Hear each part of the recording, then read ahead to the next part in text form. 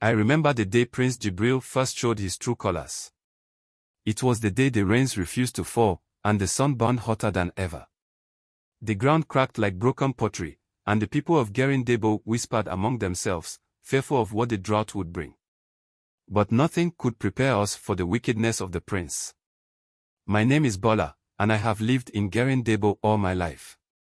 Our village sat on the edge of the great northern desert, surrounded by dry farmlands and baobab trees that had stood for centuries.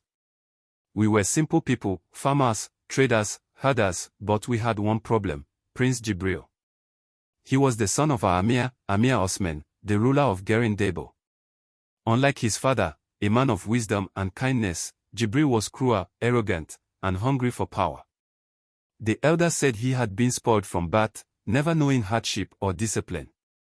As a boy, he tormented the servants, killed birds for sport, and laughed when his horse trampled a poor man's child. As a man, he became worse. One evening, as the village gathered in the Amir's courtyard, we learned that Jibril had demanded more taxes from the people. It was already a hard time. The sun had scorched our crops, the wells were drying up, and now this. A murmur of anger spread through the crowd, but no one dared to speak against him. No one, except old Mallam Musa. "This is not right," the old man shouted, his white beard shaking. "Your father would never allow this, Jibril. The people have nothing left to give." The prince's eyes darkened, and he smirked. "Then perhaps you have something to give, Mallam Musa. Since you are so bold with your tongue, let us see if you are just as bold without your hands." The crowd gasped. Before anyone could react, Jibril's guards, led by Captain Danjuma, seized the old man and dragged him to the front of the palace. There, in front of all of us, Jibril pulled out his dagger and cut off Mallam Musa's right hand. The old man screamed in agony, collapsing onto the dusty ground, blood spilling into the earth. No one moved. No one spoke. We were frozen by fear. That night, mothers held their children closer, fathers sat in silence, and the village elders prayed to Allah for deliverance.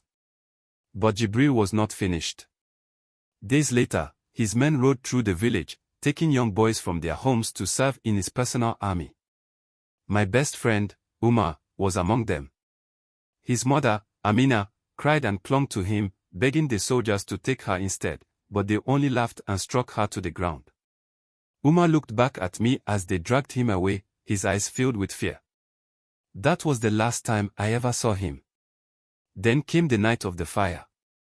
The prince, drunk on power and wine, declared that any family who had not paid their taxes in full would be punished. We woke to the screams of our neighbors as their homes were set ablaze, the flames licking the sky like hungry spirits. Children wailed, men fought to save what little they had, and women cried out for mercy. But there was none.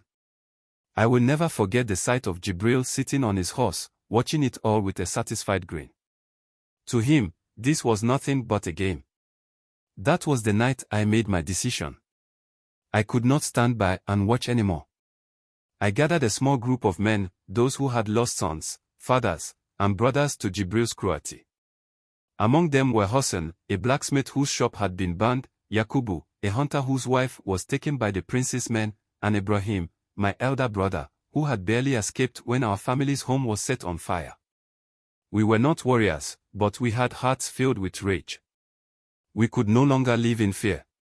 We waited for the right moment, and it came on the night of the festival. The people of Garin Dabo were forced to celebrate the anniversary of Jibril's birth, though there was nothing to celebrate. He sat on a grand throne in the center of the village square, surrounded by guards, feasting on meat and drinking palm wine as if he were a great king. That was when we struck. With nothing but farming tools, knives, and sheer determination, we rushed forward. The guards were taken by surprise, but they were trained fighters, and we were only villagers. The battle was short but bloody. I saw men I had known all my life fall beside me. I saw women pick up stones and throw them at Jibril's men. And then I saw him. Prince Jibril tried to run. For the first time in his life, he felt fear. I chased after him, my heart pounding, my hands trembling. When I caught him, he was begging, his once proud face now covered in sweat and dirt.